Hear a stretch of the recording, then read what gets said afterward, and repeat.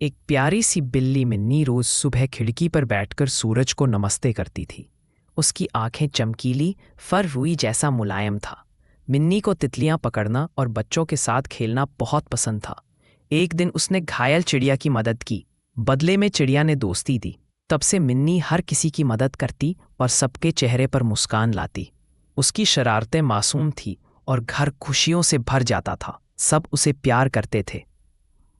ऐसी और कहानियों के लिए चैनल को सब्सक्राइब करें।